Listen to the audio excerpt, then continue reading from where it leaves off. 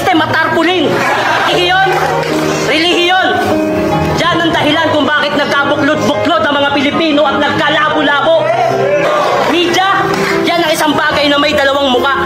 Kaya kanyang gawing mabuti at kaya kanyang gawing masama. Media ang boses ng sambayanan. Totoo. Noon, pero ngayon hindi na. Malaking tulong sana sa atin ang media kung hindi lang nasisilaw sa pera. Mga kababayan, imulat nyo ang mata nyo. Lahat kayo pwedeng maging bayani. Mahalin nyo lang ang